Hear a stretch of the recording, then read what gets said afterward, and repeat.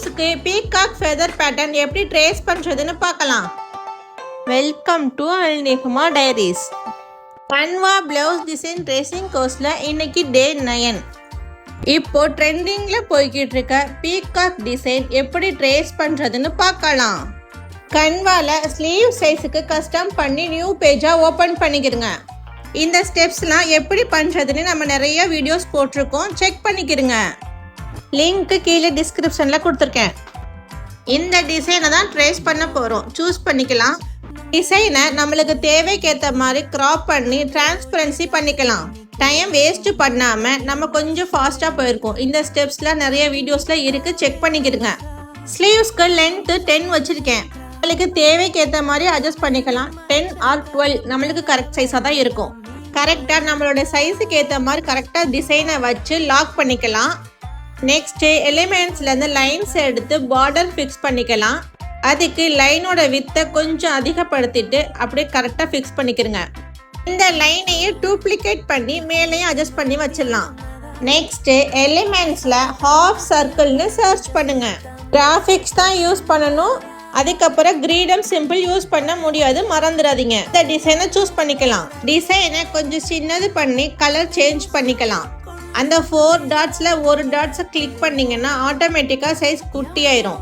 இப்போது நல்லா ஜூம் பண்ணி டிசைனை கரெக்ட் சைஸுக்கு ஃபிக்ஸ் பண்ணிக்கலாம். நாம் டிசைனை லாக் பண்ணி வச்சுருக்கோம், அதனால் நல்லாவே ஜூம் போகலாம், சைஸ் சேஞ்ச் ஆகாது. நெக்ஸ்ட்டு இதையே டூப்ளிகேட் பண்ணி பக்கத்தில் வச்சிடலாம். நாம் ஒன்று டூப்ளிகேட் பண்ணி கரெக்ட் சைஸ்க்கு வச்சோதுமே ஆட்டோமேட்டிக்காக நெக்ஸ்ட்டு கரெக்ட் சைஸ்க்கு ஃபிக்ஸ் ஆயிரும். லாஸ்ட் எட்ஜில் இருக்கிறத மட்டும் கிராப் பண்ணிக்கிறங்க டிசைனுக்கு ஏற்ற மாதிரி. இப்போ இந்த பக்கம் எட்ஜ்லையும் கிராப் பண்ணி கரெக்ட் சைஸ்க்கு ஃபிக்ஸ் பண்ணிக்கிறேன். நெக்ஸ்ட் லைனுக்கும் சேம் ஹாஃப் சர்க்கிளையே டூப்ளிகேட் பண்ணி மேலே கரெக்டாக டிசைனுக்கு ஏற்ற மாதிரி கரெக்டாக ஃபிக்ஸ் பண்ணுங்க. எட்ஜை மட்டும் கிராப் பண்ணி கரெக்ட் சைஸ்க்கு ஃபிக்ஸ் பண்ணிக்கிறேன். இப்படி சிங்கிள் பீஸாகவும் ட்ரேஸ் பண்ணலாம், இல்லைன்னா டிசைனை மல்டிபிள் பண்ணி குரூப் பண்ணி கூட ட்ரேஸ் பண்ணலாம். அதுவும் எப்படின்னு உங்களுக்கு சொல்லித்தரேன். ஒரு சர்க்கிளில் டேப் பண்ணிங்கன்னா ஆப்ஷன்ஸ் வரும். செலக்ட் மல்டிபிள் பண்ணி பக்கத்தில் இருக்க சர்க்கிளில் டேப் பண்ணிங்கன்னா ஆட்டோமேட்டிக்காக அது குரூப்பாக ஃபார்ம் ஆயிரும். அதை குரூப் அப்படின்னு டேப் பண்ணுங்க.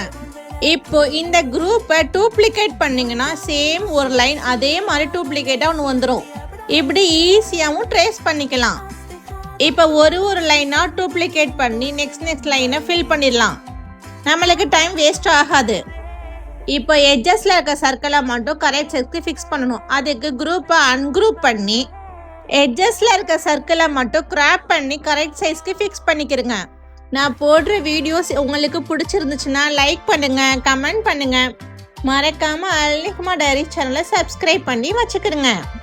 நம்ம சேனலுக்கு 100 சப்ஸ்கிரைபர்ஸ் வந்திருக்காங்க. சப்ஸ்கிரைப் பண்ண எல்லாருக்கும் ரொம்ப ரொம்ப நன்றி.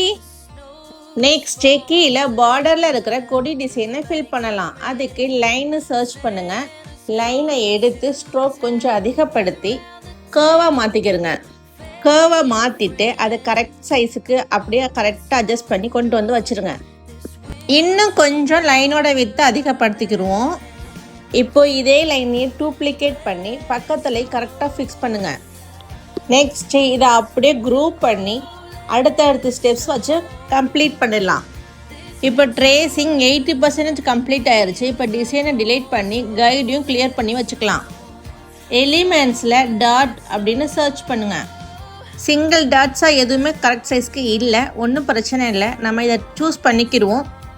டிசைனுக்கு ஏற்ற மாதிரி கிராப் பண்ணி யூஸ் பண்ணிக்கலாம். இப்போ நம்மளுக்கு சிங்கிள் டாட்டாக கிராப் பண்ணிக்கிறங்க. ஒரு டாட்ஸ் பண்ணிட்டு போதும். நெக்ஸ்ட்டு அதோட சைஸை கொஞ்சம் கம்மி பண்ணிவிட்டு கீழே கொடி டிசைன் இருக்குல்ல அந்த இடத்துல ப்ளேஸ் பண்ணி ஃபில் பண்ணிடலாம். நெக்ஸ்ட்டு எலிமெண்ட்ஸில் ட்ராப் சர்ச் பண்ணுங்கள். எலிமெண்ட்ஸ் எப்பயுமே கிராஃபிக்ஸில் தான் யூஸ் பண்ணணும். நெக்ஸ்ட்டு கிரீடம் சிம்பிள் யூஸ் பண்ண முடியாது. இந்த டிசைனை சூஸ் பண்ணிக்கிறேன்.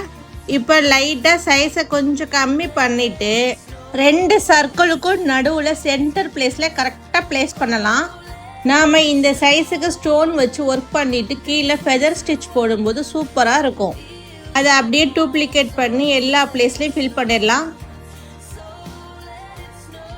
ஃபுல்லாக கம்ப்ளீட் பண்ணிவிட்டு சேவ் பண்ணிக்கலாம்.